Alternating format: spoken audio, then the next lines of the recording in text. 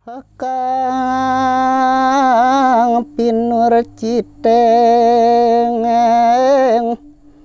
hakawiyang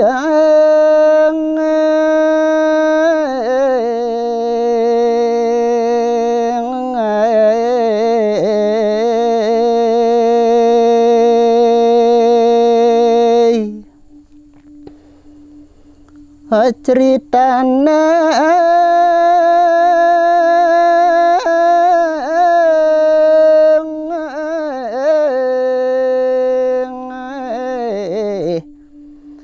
Jibril ika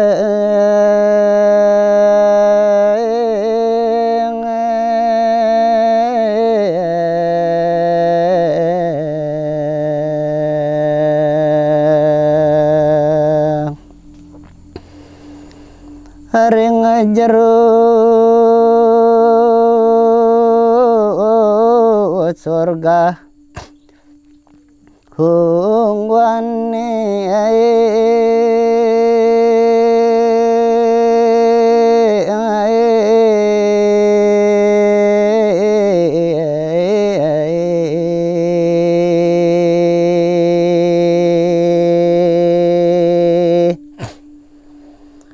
lan sahabat sedaya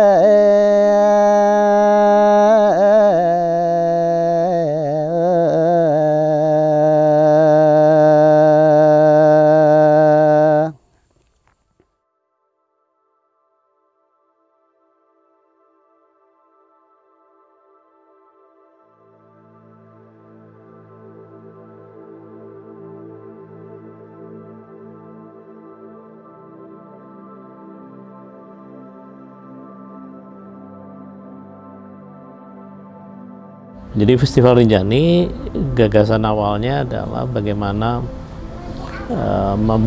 memulihkan kembali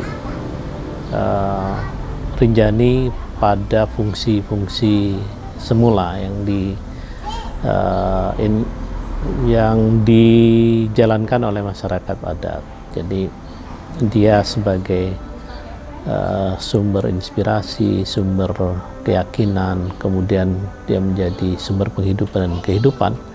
Tetapi dalam perjalanannya kondisi Rinjani makin lama makin memburuk, bahkan karena eksploitasi yang berlebihan mengancam peri kehidupan masyarakat yang ada di sekitarnya, mulai dari kekurangan air, matinya sumber-sumber mata air, kemudian pohon-pohon langka yang hilang, satwa langka yang hilang, dan banyak hal yang kemudian termasuk ritus-ritus budaya yang hilang.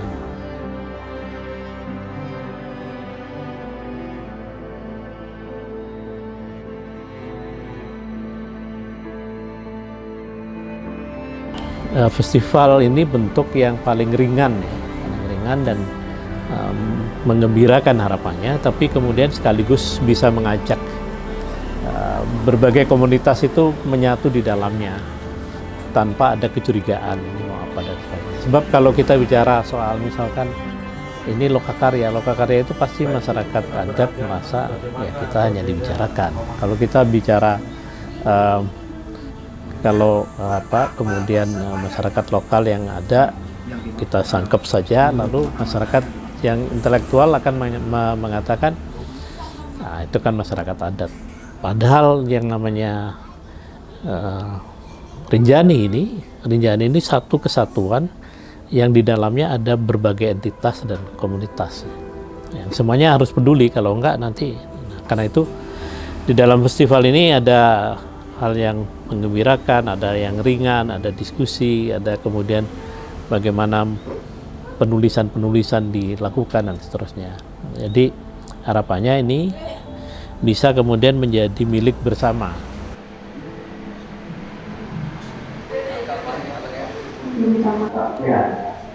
Ini memaksa kita. Kegiatan Rinjani Fest keempat tahun 2020 ini agak berbeda dengan Rinjani Fest 1, 2, dan 3 karena memang saat ini posisi sedang COVID. Jadi segala kegiatan memang mematuhi protokol new normal.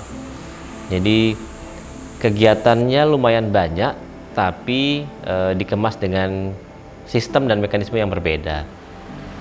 Lebih banyak kegiatan yang memanfaatkan teknologi virtual karena memang posisi COVID. Rangkaian kegiatannya ada banyak ya, Rinjani Festival ini ya. Yang pertama ada kegiatan sangkep. Nah, sangkep ini kalau di bahasa Indonesia kan itu artinya musyawarah. Musyawarah seperti apa yang dilakukan? Musyawarah untuk menyelesaikan atau untuk merumuskan sesuatu.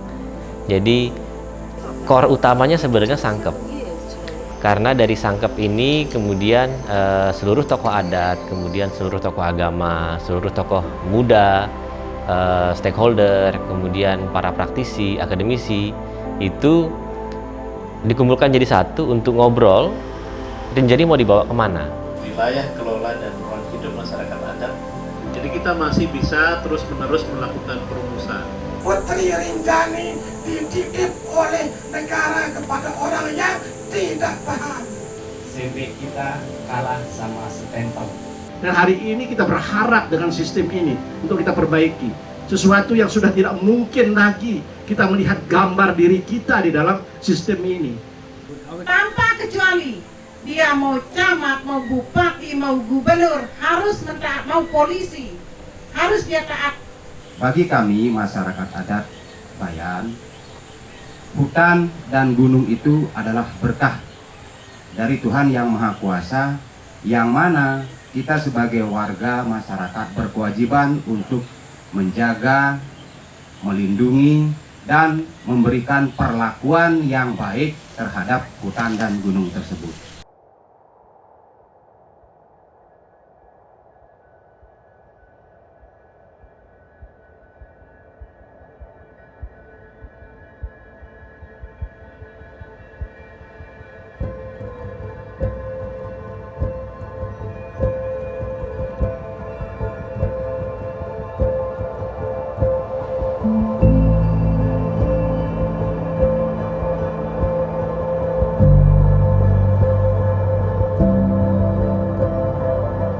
Seperti anak-anak itu pada awal dia bisa bicara atau dia mau memulai membaca, itu dia harus mulai dengan mengeja, bukan kemudian langsung membaca. Nah, seringkali kita lupa, kita langsung membaca dan keliru bacaannya.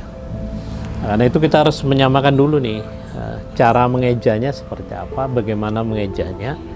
Nah, setelah itu baru membaca. Membaca ini macam-macam. Membaca hanya dalam arti harfiah, artinya membaca tok gitu, tapi ada juga yang membaca dan memaknakan. Membaca, menganalisis, membaca dan seterusnya. Nah, itu yang kira-kira akan ke sana. Jadi mengeja itu mengawali sesuatu yang akan dilakukan lebih luas, lebih dalam, dan lebih punya arti.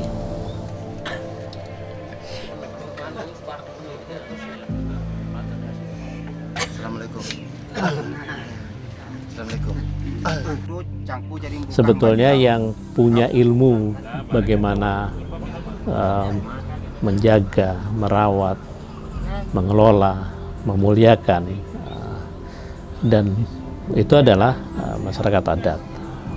Bahkan mentransformasikan dalam keseharian itu masyarakat adat. Tetapi ada persoalan di mana kemudian ada gap antara masyarakat adat yang jumlahnya sedikit, lalu dia harus menjaga gunung yang besar seperti itu, menjaga Sojana Rinjani yang besar, sementara banyak sebetulnya pemangku dan pengampu amanah itu juga melakukan hal yang sama dengan caranya sendiri, dengan ini. Nah, ini kan sebenarnya harus atmosfernya harus disamakan, kemudian iramanya harus diselaraskan sehingga dia menjadi bisa lebih menjadi kekuatan yang lebih besar untuk bagaimana.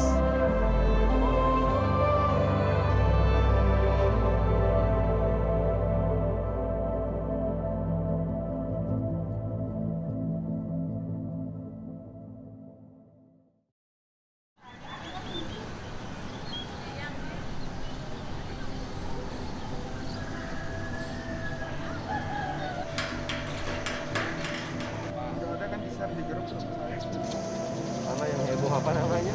Soal investasi Rinjani.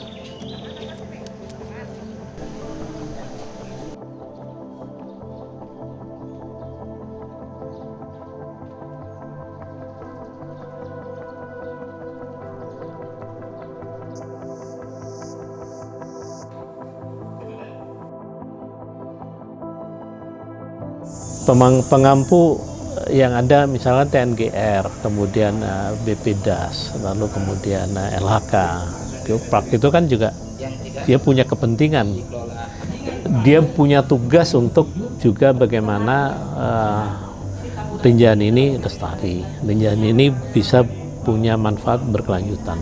Ya karena itu kita juga rangkul mereka untuk ininya. Nah, kalangan swasta ini memang belum begitu banyak ya. Tapi kita harap sebenarnya ini nanti kalangan swasta juga melihat Rinjani ini tidak hanya untuk dieksploitasi atau dimanfaatkan, tapi juga kemudian kalau mereka bisa memeliharanya, bisa ikut mengkampanyekan dan sebagainya, ini toh keuangan mereka akan terus berlanjut. Tapi kalau enggak nanti mereka juga terhenti. Pariwisata dengan Rinjani yang buruk, Rinjani yang jelek itu pasti terhenti. Jadi pemangku dan pengampu ini harus sama-sama untuk kemudian ini bagaimana memuliakan kembali Rinjani. Kalau kita bicara soal pengelolaan Saujana Rinjani, bagaimana mengelola dari hulu ke hilir, kemudian secara holistik dan komprehensif, tidak mungkin kita mengabaikan anak muda dan ekonomi. Oleh karena itu, dilibatkan pula para pelaku UMKM dalam kegiatan Rinjani Festival. Artinya UMKM yang memang bergerak di lingkar Rinjani, terutama UMKM yang dasarnya adalah puruk-puruk. Puruk-puruk ini kegiatan iseng, tapi ternyata menghasilkan sesuatu produktif. Nah, UMKM ini yang kemudian dilibatkan, dilatih, kemudian ditingkatkan kapasitasnya, diberikan akses, kemudian diberikan waktu dan ruang serta tempat untuk sharing dengan beberapa ahli, termasuk dengan para stakeholder yang memang memegang kebijakan. Sehingga memang tidak hanya berbicara soal budayanya saja, Saujana Rinjani, tapi juga soal bagaimana interkoneksi antara Rinjani dengan peningkatan ekonomi juga dilakukan.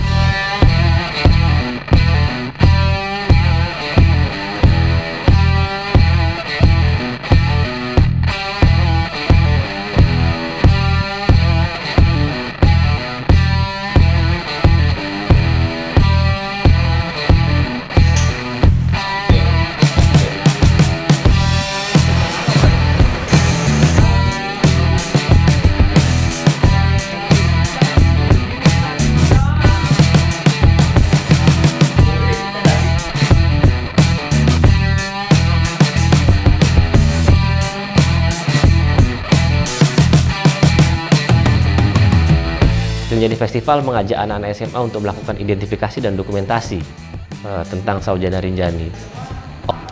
Identifikasi dan dokumentasi ini menjadi penting karena Rinjani ini kaya sekali budayanya, alamnya, kemudian faunanya, floranya, masyarakatnya, ini kaya sekali. Tapi dokumentasi kita tidak sebanyak apa yang Rinjani punya. Oleh karena itu perlu dilakukan identifikasi dan dokumentasi untuk menjadi sebuah database. Dokumentasi yang dilakukan itu dalam konteks video, kemudian foto, ada sketsa dan ada tulisan atau dalam bentuk narasi ya.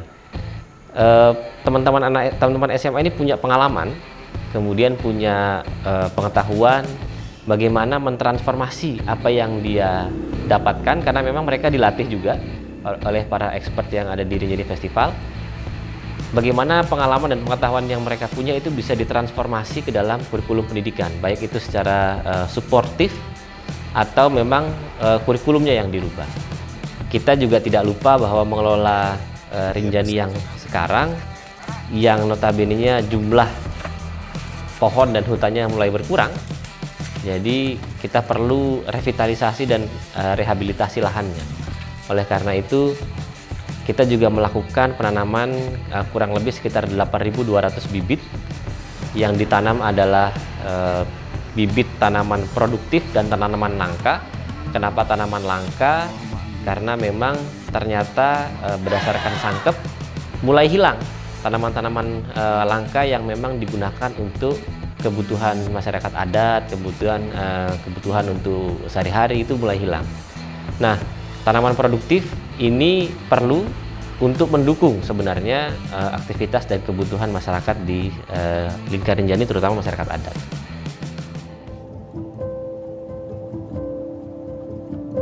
Tanah kita, damai kita. Ada kegiatan-kegiatan yang tidak kalah penting, yaitu deklarasi perumusan perumusan deklarasi Palagan Hati dan Piagam Rinjani. Piagam Rinjani sebenarnya sudah disusun dan dideklarasikan tahun 2005, kemudian diulang deklarasi tahun 2013. Nah, sekarang dibacakan ulang lagi supaya semuanya bisa mendengar apa sebenarnya isi dari Piagam Rinjani. Bersepakat untuk satu, gotong royong memulihkan daya lenting alam dan memperkuat daya pulih produktivitas dan konsumsi warga melalui upaya menjaga, merawat, mengelola, dan memuliakan saujana Rinjani secara terpadu dan berkelanjutan. Melalui festival ini kan kita juga ingin misalkan ekonominya bergerak. Lalu mengharapkan desa-desa kemudian ikut dalam proses ini, desa di lingkar Rinjani maupun ini.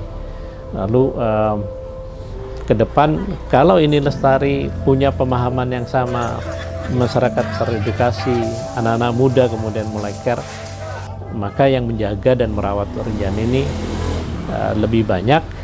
Lalu yang mengelola itu akan hati-hati untuk tidak sekedar mengeksploitasi. Nah, harapannya ada komunitas dunia yang kemudian bukan hanya komunitas lokal, dunia yang ikut terlibat dalam melestarikan Rinjani. Dan harapannya Rinjani ini juga menjadi pemantik. Kita berharap pada 2030 ya, 2029-2030 itu festivalnya akan festival yang gawe belik gitu ya, gaya Arlif, yang seluruh gunung-gunung di dunia itu bersatu di sini untuk itu harapannya di situ. Artinya ini menjadi gerakan bersama bagaimana merawat bumi, di mana gegunung apian itu sebuah keniscayaan yang tidak bisa dihilangkan. Rinjani, Giriang Anggun itu dia, terdiam dan itu